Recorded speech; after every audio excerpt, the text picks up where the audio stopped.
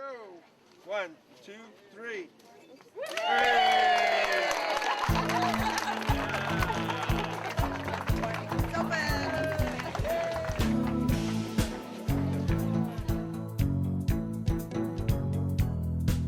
I come here like 2 or 3 times a week. I think this is the greatest facility there is for recycling.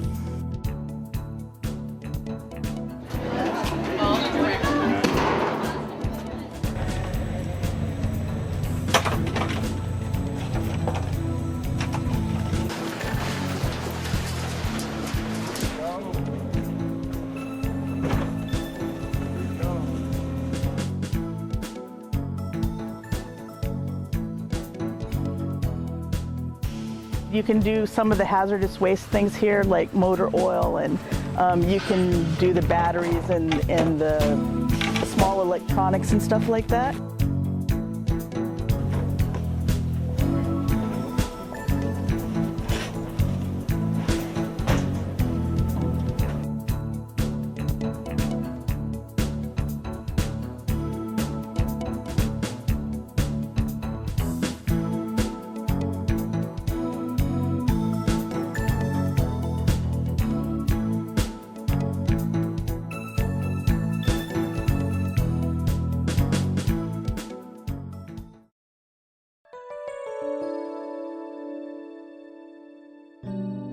The residents of West Contra Costa County have a long history of taking action to protect the environment. In the early 1900s, garbage haulers from Berkeley dumped their loads into the bay in what is now Albany. Incensed local housewives were determined to block the garbage wagons. The housewives actually, they couldn't get their husbands in Albany to prevail on Berkeley to stop it. And so after the husbands went to work one day, they actually armed themselves, the wives did, and stopped the trucks from coming in. And so that's how the city of Albany got started. So it's been going on for more than 100 years. When I was a boy growing up, like I said, my grandparents and so forth, still smashed cans, kept all this stuff. World War II, they did that. They used it as landfills, thinking you dig it back up, it was steel. When we were children ourselves, we'd take a wagon, go out the highway, and pick up bottles and sell them.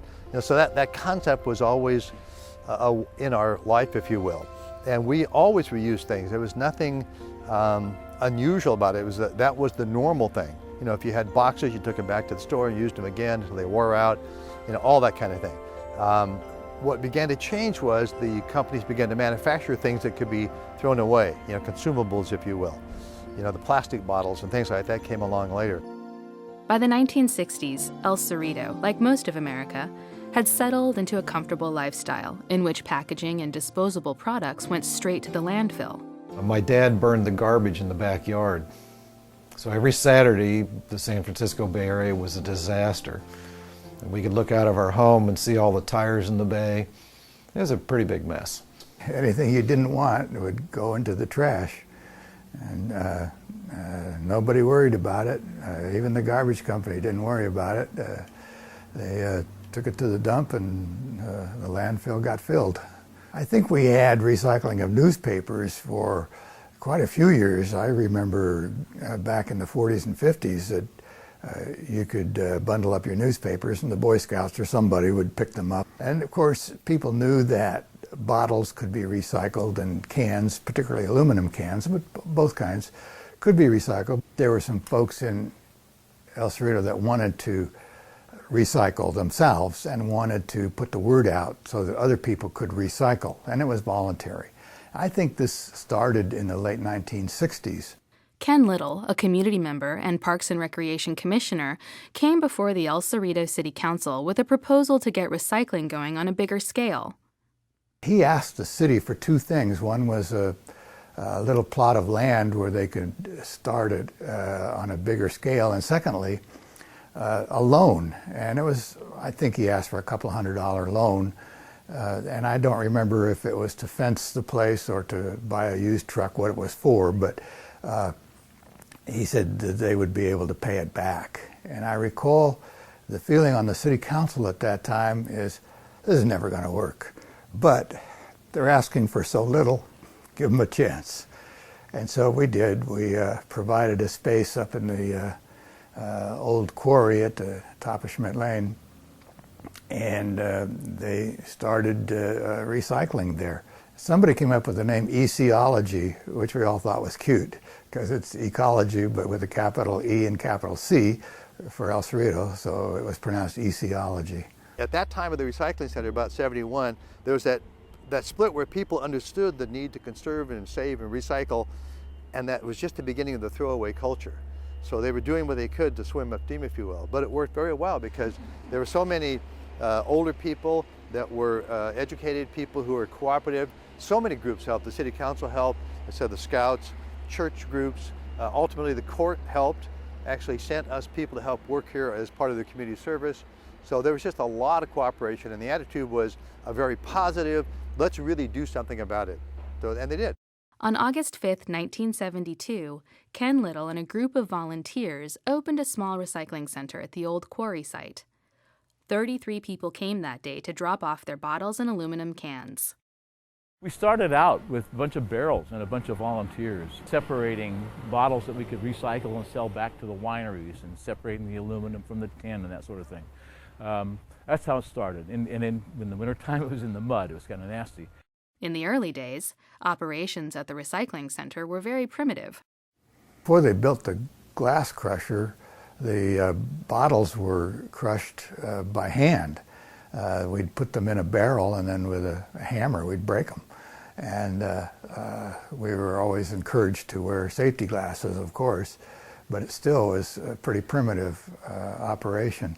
Same thing with cans. We would smash them by hand so that more of them would fit into any particular container. I was introduced by George Farrell, who was a member of Arlington Community Church. And George one day came to me and said, you know, we're building this recycling center.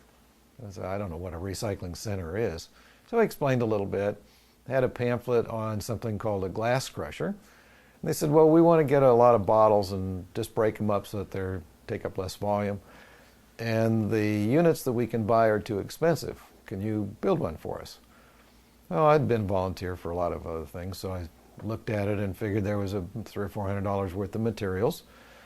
And so we kind of struck a deal and said, hey, we'll go and build one. And with my welding stuff out in the street, we welded up this big monstrous box. It had a shaft and it had half a dozen star-shaped pieces on it that went through fingers. And as it went through the fingers, any bottle in there got smashed. So we put that thing together and we put it on the back of a truck and took it down to the center and put in the first box of bottles, and we almost went deaf at that moment. It was terrible. As recycling operations got more organized, Ecology spread the word through the city newsletter, local newspaper, and church and neighborhood groups. In 1976, the Oakland Tribune reported that the old quarry had become one of the busiest and noisiest spots in town. Other surrounding cities did not have recycling programs, and so those who were interested in recycling, such as from Albany or Richmond or Kensington, would come to our recycling center. And that made our center a little bit more successful because we had a larger volume, and therefore we had more interest from people who would pick it up and take it to the mill. And that created a financial basis that made the recycling center go.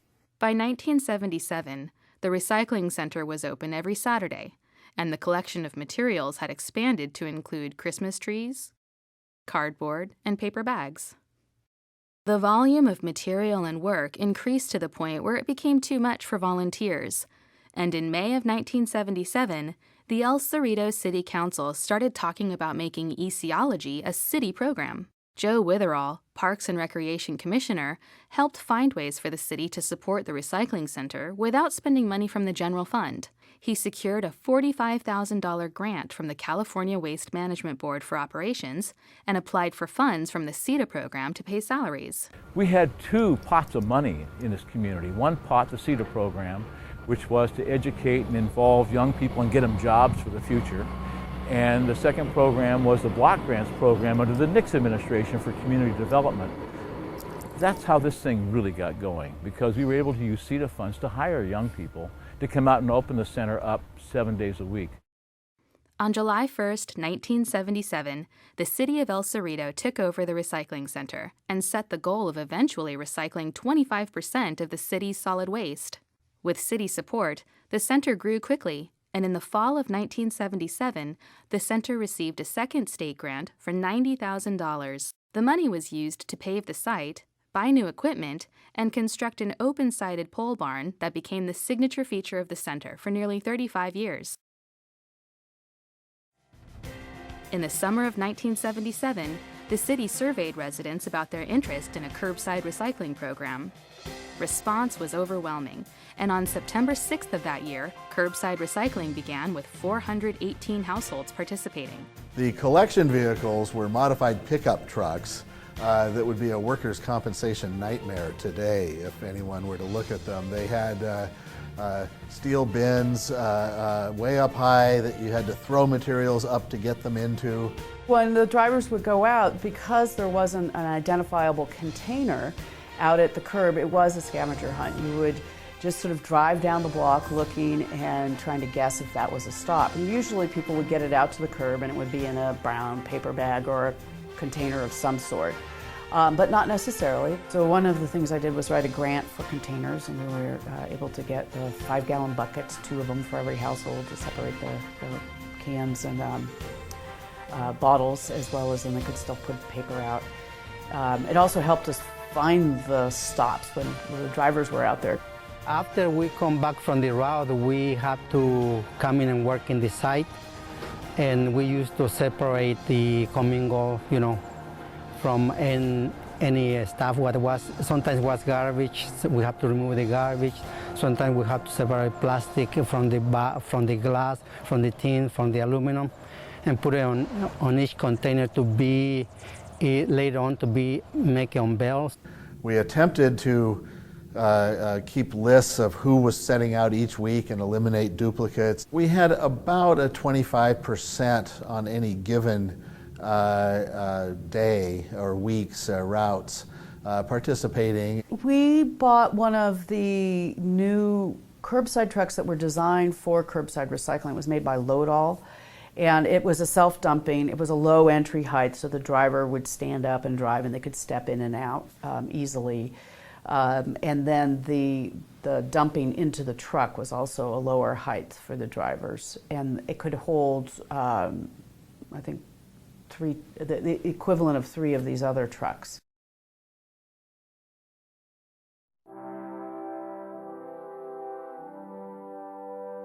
In the late 90s here, the facility's been up and running for a good 20, 25 plus years, and it's been well used. People have grown up with it around here. They've known that it's a place that they can come to for decades, but the infrastructure was really starting to suffer. The old pole barn was starting to degrade. There was a lot of investigation into the potential changes regionally and here in the facility as to what was going to be done with recycling. A number of cities got together on a regional basis to implement statewide mandates of AB 939 to reach 50% recycling, and there was a question as to whether and how El Cerrito should participate in those regional endeavors. First it was like, let's just replace the pole barn and get a new pole barn, and then it became more like, this building we're in, we need to replace that too, and we need to have room for these different operations. So the last couple years of my time there was a lot more devoted to what's the new recycling center going to look like. There was a significant project that was pushed through between 2005 and 2008, where the city went out for an RFP for design and got an architect on board to design a new facility. We've been saying we're going to build a new recycling center for over 10 years. Time's now, let's make it happen. And we were very fortunate at that time to bring on Melanie Mintz as the Environmental Services Division Manager, because she'd had experience with big projects, doing some pretty complicated and creative things and involving the community. So we reevaluated what we were doing up there, and there was multiple trends that fed our evaluation, just what's happening in the current recycling world and who is El Cerrito and what do we want to be doing. And as we did that, we found that we don't really need to be doing our industrial operations up there. That was expensive to build a state-of-the-art facility. And we realized we didn't have to. We'd been doing something we'd been doing for 20, 30 years, and that now there were places we could bring our curbside recyclables. And by moving that off-site, it gave us more room and more money left over to be able to do what we wanted to do on site, which was focus on the types of things that you can't collect curbside. We wanted to essentially take recycling and reuse to the next level and provide opportunities for residents not to do what they've been doing, but to rather do most materials, by adding batteries and styrofoam and sheet plastics and all the other things. We started asking the question of how to get this done and going into an RFP process late 2009, early 2010. We were able to get proposals on the table by fall 2010, select a contractor in early 2011. We tried a new approach, which was a design build, and what we were able to do was, by looking at and modeling the amount of looking at our revenues, looking at our expenses, and modeling it over a decade essentially, we were able to see very accurately and very closely what our revenues and expenses are, what we're going to need, and how much we think we can reasonably spend on this. And we decided what the price was that we could afford, and that's what the proposers essentially bid against. We could also see how we worked with them. That was a really important part of design build, is it's a very collaborative process between the designer, the builder, and the owner, the city. So we went through that competition, and we ended up with Pankow, Knoll and Tam, whose design both really best met what our program needs were and our goals. And like I said, the competition is a best value competition, so who can give us the most for that $2.8 million? Not only who meets our baseline requirements, but who then adds what's called project enhancements, and their team added numerous enhancements. We were really lucky to have a good client. The city of El Cerrito told us from the beginning they were very interested in green building, and that support helped us to do innovative technologies like the rainwater cistern, the PV panels that you see here, and even the modular building. All of that was their support in bringing a maximum green effort into a fixed budget. We had the opportunity to use Pankow's many resources. They have many buildings that they've done. They've worked with modular building before. They had great expertise in environmental design and in construction. We wanted the new center to be a very welcoming site so that not only current users who were already used to using the site, but additional users could use it, so more El Cerritans and neighbors could recycle. We wanted it to be a more intuitive site, that you could really discover new ways that you could utilize it easily, just by good signage and good wayfinding. One of our key goals was separating our back of house and front of house operations so that we could focus on both better and not have as many potential points of conflict between our crew driving around forklifts and customers coming to learn and participate in recycling. To be able to expand our capacity, to be able to increase our ability to generate revenue for the program. Community was really at the core. How could it really feel like a community center that people would really utilize?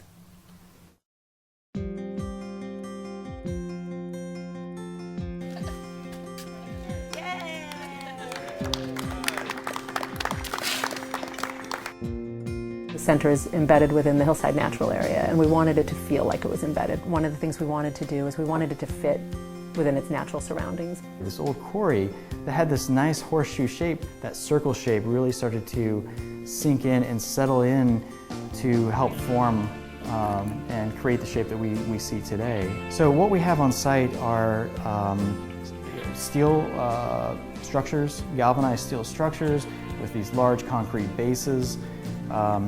We have some simple forms which are unique in the way that they are butterfly shaped, and that shape does a couple things. One, it allowed maximum light in. So the idea was on that south face to open up as much of the facade or the area as possible to allow that light to enter in deep into that operations space. That'll be your outside funnel. Right here, right? 202 is the ones we're going to start on. Well, working with Pankow and a contractor in a design build scenario is that right away you've got the architect, the contractor, and the owner as a team on board all at the same time. I think we were, from the very beginning, on the same page when it came to the goals of this project from our design point of view, construction point of view, and the client. Having the contractor on board, both with their subs as well, we're able to almost instantaneously get feedback and information on costing, constructability issues out at the site, and then take those issues right to the client. They're well in tune with what we're doing and giving us, green light go, red light no.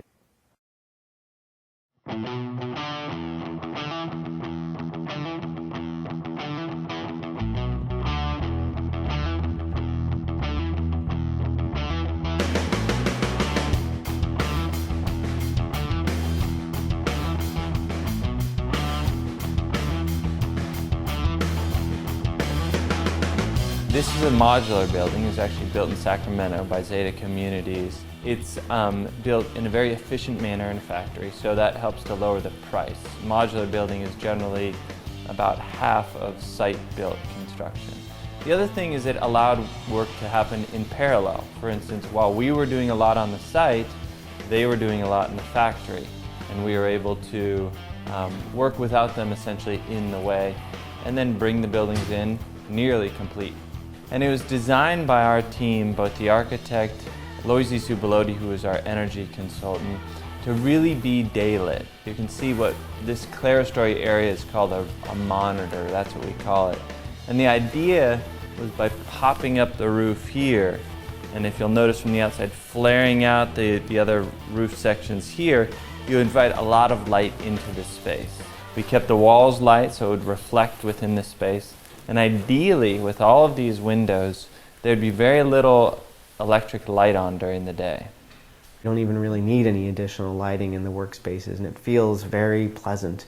You don't have the overhead buzz of fluorescence. There's none of the, the kind of the vibrating you get with those. And I know, I personally don't like an overly lit environment. The new administration building in particular is a real jewel that we didn't have before, and it's a much more comfortable environment to both to work in, to provide service. And a lot of what we're doing is very, very low energy use. LED lights, day-lit building, things like that allow for very, very low energy use to match with the energy generation that we're getting from the PVs. Yeah, one of my favorite features on site is the rainwater cistern.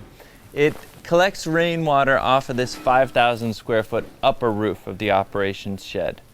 From there, it's funneled down here into what we call a sump. It is a sort of a collection tank, and then is piped underground to the big rainwater cistern. This cistern is over 11,000 gallons of water, of which we can use for both irrigation and flush fixtures within the building. What you're seeing here is a rain garden, or otherwise called a bioswale. We use both terms here. And it's actually well engineered. Our civil engineer put this together for us. So what you can imagine is the site carved up into little pie shapes. So for one portion of this site, the water is to channel off of the site in through these curb cuts into this. So water will come into here, it'll filter through the various levels of soil and rock, and then get to a pipe that'll then channel it into the storm drain. So it's a filtration system. One of the things that we wanted to do, our big energy story, was included solar panels. We wanted to make sure that we didn't just slap solar panels on a project. So the proper way to do it is to first minimize your energy use. So we looked at the Zeta building, for instance, and noted how it was going to be well day lit, so we wouldn't need to use lighting as much. As you see around the site, there's also LED site lights, which use very little energy. So once we minimize the energy as much as possible, then we decided to put on an appropriate amount of PVs. These photovoltaics will provide more than enough energy to power everything that goes on within the building. Also, being in this giant quarry, we noticed that the daylight is at times limited. So what we found was the optimal place, facing southwest a little bit, for these photovoltaic panels to get the most daylight.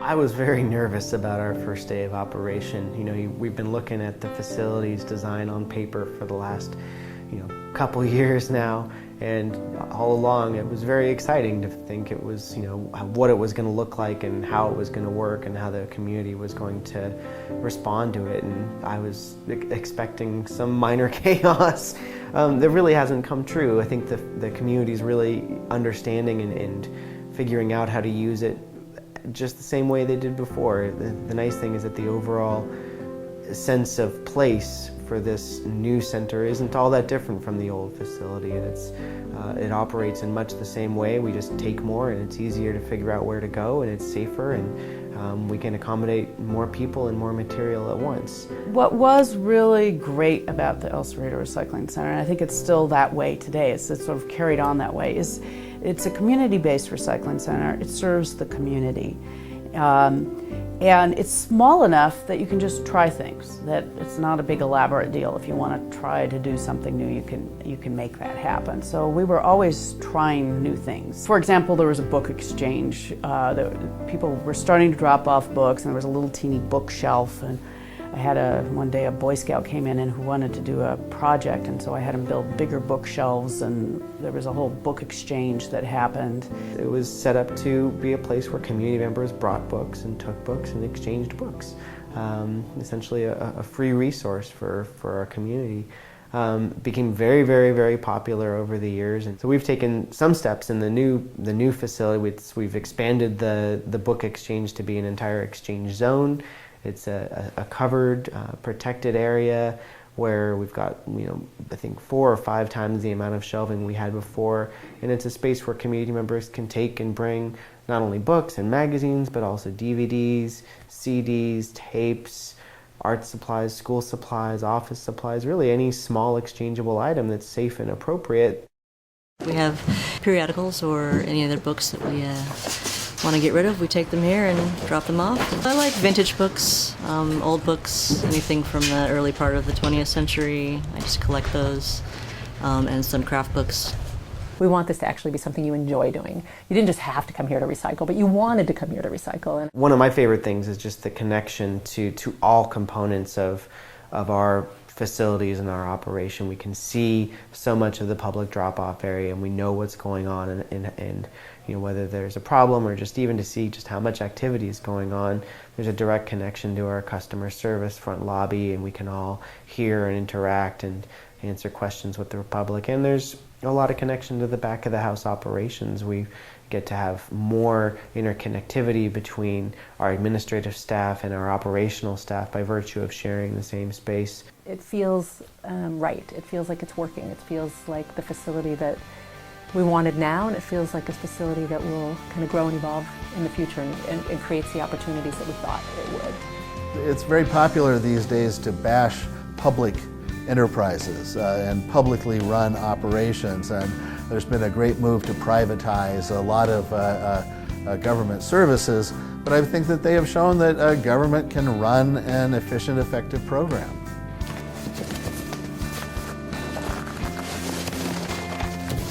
If you don't have something like this, people are going to search out the dump, and rather than stuff getting recycled, it's going to end up in the waste. So it's a nice opportunity to see the stuff get back into circulation. I throw the magazines into the magazine bin, and then I take some out for the week or two, and then we come back and I throw those back in and take some out. So it's nice to give it and it's nice to get it. Well, it has improved a lot. We have more things to recycle here. They just remodeled it like a year or so ago, so it's better now. And this is a great resource for the residents of El Cerrito. They ought to be proud that they can support something like this. This should be in every city. Our goal is to stay a step ahead, and I think where El Cerrito was very ahead and very forward-thinking with the first center, we let ourselves fall behind. I think now we're back ahead. And I think, our goal is to always stay on the cutting edge with what's the next thing.